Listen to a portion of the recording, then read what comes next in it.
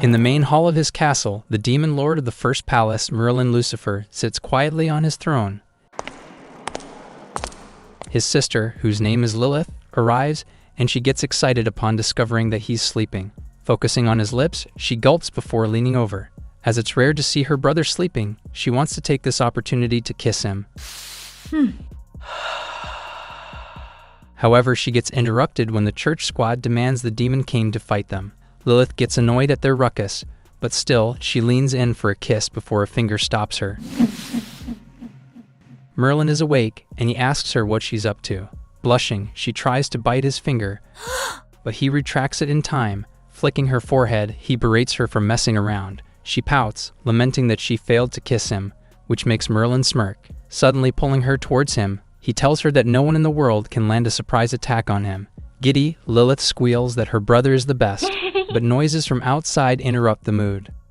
Annoyed, she pulls out a whip and declares that she'll get rid of them for her brother. However, she gets stopped by Merlin, who tells her not to lose her temper over them. Smiling eagerly, he decides that since they came looking for trouble on the last day of his reign, he will personally send them to the afterlife. Merlin instructs his sister to stay close to him, to which she says yes. On the battlefield, Merlin's minions fight against the humans. Observing them, he comments that the battle is heating up, while Lilith wishes that the same would happen between Merlin and her too. Just then, Merlin spots a silver-haired woman with a sword and figures out that she's the hero. With a yell, she charges and destroys Merlin's rock monster. Still, he thinks that she looks weak. The hero's comrades praised her in awe of her fighting prowess. They're talking about how it's such an honor to fight with her, when a giant leech monster emerges from behind them. While they scream in terror, the hero's ice lance destroys the giant monster, leaving the men she saved stunned. With a kind smile, she tells them not to lose their focus in battle, which makes them teary-eyed by how kind she is. The silver-haired woman calls herself the 233rd hero, Alice Claudia, and she declares that she'll defeat the Demon King. Emboldened, her companions charge forward. In the distance, the church bishop is angry at the useless peasants who are hindering the hero's advance. His assistant calms him by saying that the peasants are just cannon fodder.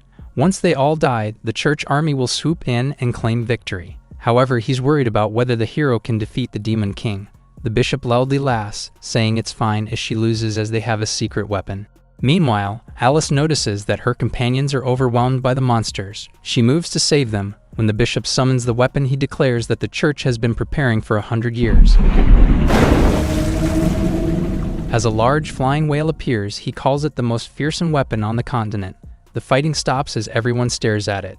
The bishop commands the whale to attack, shocking Alice as this will wipe out the entire vanguard squad. Horrified, she realizes she can't make it in time to save them.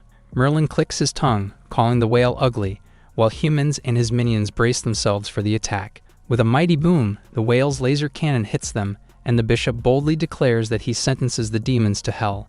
When the smoke clears, Alice sees the backs of a man and a woman. Both humans and monsters are alive, which confuses them. Merlin says that of course they're not dead, as only he can decide whether they live or die. He challenges the men from church to come at him, and the bishop, who's in utter disbelief, gets angry. His assistant asks him if they should retreat as the Demon King is much stronger than they anticipated, but the bishop declares that there's nothing to fear as the church's whale is on their side. Convinced that the Demon King will not be able to withstand the whale's body slam, he commands it to attack. Merlin comments on how weak the whale is, but he decides to humor them. As the whale's jaws head toward him, Merlin says that he'll deal with it with the barest unsheathing of his sword. In the next moment, the whale is already sliced in half by his blade. Lilith fangirls, Alice is wide-eyed, and while the whale's halved body falls, his minions, the bishop, and the rest of the humans drop their mouths in shock. When the two pieces of the whale finally land heavily on the ground, Merlin sheathes his sword, which his sister finds utterly cool. While Alice is taken aback by his strength, the men from church become horrified. Merlin tells them that it's their turn next. As the Demon King of the first palace, he declares that he'll grant them glorious deaths. The bishop pleads for Alice to save them, and as the hero, she must stop him. Gripping her sword tightly, she challenges him to a duel. When she's about to attack, his power blasts from his body, pushing her back. He unsheathes his sword once again, but he doesn't attack her. His blade's powerful strike is aimed at the bishop and the church's army. which obliterates them before the attack even lands. Alice gets thrown even farther back by the force while, and a resounding boom fills the whole area. The bishop's cap floats uselessly in the air, and not even a single soldier survived. Merlin glances at the unconscious hero. The final battle of Demon King Merlin has just ended, but it also marks the beginning of the story between the jobless Demon King and the hero. Merlin was once a human summoned into another world by the altar. Though he was born powerful, he's also cursed. His lifespan shortens as he suffers heart touches throughout every moment of his life. Fortunately, his demon sword called Aeternum augments its user's life each time it's used to slay powerful enemies. With it, he manages to temporarily alleviate the effects of his curse. The stronger the enemy that he slays with his sword, the greater the effects the sword's ability has on him. Merlin wishes to one day meet with the strongest person in the world and defeat him as he believes it will lift his curse. He tells himself that it's finally over, that he's no longer needed in the demon palace. Planning to leave soon, he gets approached by Lilith. He tells her not to be upset before instructing her to take care of herself once he's gone. She tries to protest, and tears pour down her face as she begs him not to leave her behind. Fondly, he reminds her that she's already a big girl. He clutches his chest, asking her if she'd rather that he die as the curse will eventually kill him. She hugs him, saying she doesn't want that to happen too. She proposes that if his curse relapses, he can use her life to extend his. Shocked, Merlin flicks her forehead and calls her a foolish girl. He tells her that he can never do that to her. She tells him she doesn't want him to leave and she wouldn't even care if he turns into a useless neat, which makes him wince. Chuckling, Merlin tells her that he loves her, but he must go. Once he finally lifts his curse, he swears to return and never leave her again. He tells her that not even death will tear them apart. Lilith blushes, utterly delighted. She feels like he cheated by saying all that as she can no longer continue to be willful. Before he goes, she has a piece of advice for him, making him curious. She warns him that there are a lot of hussies out there, so he needs to watch out or else she'll kill them all. She'll pull their hair out, skin them alive, roast them over lava, and turn them into meat jerky before eating them all up. Shocked, Merlin only realizes now that his sister is a Yandere. Quickly, he bids her goodbye, and upon passing by the unconscious hero, he notices that she's having a good sleep. He hoists her over his shoulder, which shocks Lilith. Menacingly, she asks Merlin if the hussies have already appeared, and he quickly explains that the woman is going to be his slave. As he doesn't know much of the world outside, he needs a gopher with him during his journey. He tells her that though the woman is too weak for a hero, her stamina and willpower are somewhat decent, so she'll be useful to keep around. Lilith pouts, saying he should just kill her as she's a hero, but he tells her it's fine. Once the sun sets, he'll no longer be a demon king. He waves her farewell as he assures her that he would never fall for a hero. Lilith is sad to see him leave, but she tries to shake away her sadness by recalling his words. She blushes and deems what he said to her as a confession. She can't wait to meet him again. Becoming determined, she plans to complete her bridal training before he returns. She'll then capture his heart as a virtuous wife. Meanwhile, Merlin and Alice are about to start their journey together. While Merlin carries Alice on his back, her unconscious mind wonders if she lost. Ever since she left the mountains, a lot has happened to her. She fell for the words of flattery told to her by the people from the church. She thought she could defeat the Demon King, but seeing how he easily killed the church's ultimate weapon, she realizes they were not even in the same league. Her master had told her that she was still lacking in cultivation and that she'll face many difficulties against strong opponents. Alice only now realizes that her master's words were true. Meanwhile, Merlin spots the wreckage of some boats by the shore. Depositing the hero against a coconut tree, he tells himself that he needs to think of another way to get a boat. After he leaves, the sleeping Alice attracts the attention of a beast with long and sharp teeth. Its drool drips on her, and she wakes up, only to find a large demon wolf before her. Alice is scared, and as the wolf is about to pounce on her, she realizes she's done for as she can't escape. With superhuman speed, Merlin intercepts the wolf's attack and instructs the beast to stand down. The demon wolf growls, and Merlin tells it that it can't eat her as she is his. While the wolf calms down, the hero realizes with a blush that she's been saved by the man again, making her heart skip. The wolf becomes putty in Merlin's hands, and Alice can't help but think that the radiant smile on his face is not of a villain's. Shaking her head, she adamantly reminds herself that he's the Demon King. Saving her means that he has some ulterior motives. After sending the wolf on its way, Merlin turns to her and asks her if her name is indeed Alice. Immediately, she goes into defense, summoning her sword and asking him what he wants. In her vision, he looks extra sinister when he asks her what she thinks he'd want from her. as Alice thinks that he has perverted intentions toward her. While Merlin introduces himself, she charges toward him with her sword, which he easily stops. Alice is shocked while Merlin merely hums. He grasps her chin, calling her a pretty little lady before declaring that from then on, her body belongs to him. She whimpers before slapping his hand away. She demands that he not humiliate her, as she would never bow to an evil being like him. He stares at her before shrugging, saying that she misunderstood something, as it's neither a request nor a negotiation. He declares that he is her kidnapper before coming toward her and trapping her against a tree.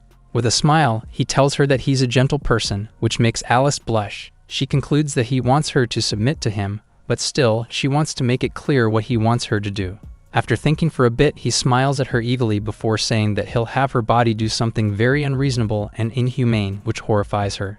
Alice knows that some demons can impregnate human females, but she doesn't want that to happen to her, as she hasn't even gone on her first date yet.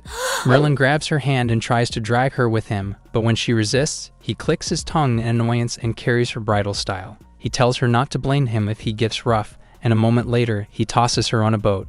With a sinister smile, he announces that they should start, while Alice yells that he should stay back. With her sword in hand, Alice glares at Merlin. Gritting her teeth, she threatens to kill herself if he's going to force himself on her. Noticing the oars by her feet, Merlin stomps on one end of an oar, which then hits her face, making her drop her sword. Alice whimpers in pain while clutching her face. Merlin scoffs, wondering how a dumb chick like her became a hero. With tears in her eyes, she tells him there's no need for him to get violent if he wants to get it on with her. Scoffing once again, he tells her that her washboard body is unlikely to get him into any kind of mood. Flustered, she takes offense at what he said, saying her body is normal for a girl her age, but he calls out her lie, saying he knows there's a metal plate in front of her chest, as it was chafing his back when he was carrying her. Embarrassed, she tries to tell him that it was her mithril armor, which makes Merlin laugh that she uses armor as breast pads. Annoyed, she asks him why he kidnapped her then, and he points toward the oars beside her. He declares they're sailing across the Strait of Orkney to enter the territory of Great Britain, stunning Alice. She tells him that would be impossible, as even the church's warships need hundreds of oarsmen, assisted with wind magic, and a whole day to cross the ocean. Not to mention the countless sea creatures lurking within it that even saint-ranked individuals have trouble fighting against. She continues to say that even if they take turns rowing, it'll be impossible for them to make it out alive. They'll just end up as shark bait. Merlin chuckles, saying she misunderstood again, as he told her he plans to have her body do some unreasonable things, so the one who'll be rowing the boat will only be her. As for him, he'll just stand and enjoy the cool sea breeze. Baffled, Alice stares at him uncomprehendingly, before shouting in disbelief. 3 days later, the sea has become rough due to the storm. While Alice rows, she comments that it's weird that they're yet to see any sea creatures planning to attack them. Merlin replies that it's because there's a big monster following right behind them that keeps all the small fries away. He tells her to sit tight since he can't swim. If she falls off the boat, she'll be on her own. Alice tells him that she once heard him destroy a sea monster with his bare hands, which Merlin confirms to be true. Suddenly, a sea monster emerges from the depths. Merlin declares that this monster is much bigger than the one he killed. The monster capsizes their boat, tossing them in the air. As they fall, Merlin kicks the edge of the boat to make it land upright in the water, and the two of them land on it just in time. The sea monster roars ferociously, and judging by its size, Alice realizes that it could be the Overlord of Orkney, who sank Britain's Royal Navy and killed 2 saint-ranked magicians on board. Wondering if he can fight the monster, she asks him what they should do, but Merlin doesn't reply. The sky rumbles while the sea creature looks at them meanly. Alice becomes silent before quickly spiraling into despair. She looks up when she hears snickering. It's Merlin, who's pointing at the monster and calling it ugly. Laughing boisterously now, he loudly says that though the monster's neck is so thick, its head is small. Alice is frustrated that he's still in the mood to make fun of the Lord of Orkney. Angry, the sea monster raises its tail and slams it into the surface of the water, creating even bigger waves. Alice asks him how they're going to fight a monster whose power can rival that of nature. The monster continues to thrash in the water, the resulting waves tossing their boat about. Merlin clicks his tongue and draws his sword, facing the behemoth that is about to plow into them. The sea monster roars, launching itself toward them, and Merlin responds by unsheathing his sword. After executing a wide slash, he smirks while Alice watches wide-eyed. The sea monster freezes, and somehow, the turbulent waters start to calm down a bit. With a flick of his sword, Merlin returns Aeternum to its scabbard. He turns his back on the monster, scoffing at how easy it is. Alice is still not moving due to shock, so Merlin pinches her cheek. He tells her to start rowing, but she protests, pointing at the sea creature behind him. However, a second later, the behemoth's body clacks, before collapsing to pieces and falling into the ocean. Merlin merely asks her what she was saying. He tells her that if she doesn't start rowing, man-eating sharks will turn her into shark bait. Alice gets to work while she stares at Merlin pensively. She muses that even on the ocean, he's unbelievably strong. If she allows him to arrive in a country of humans, there could be dire consequences.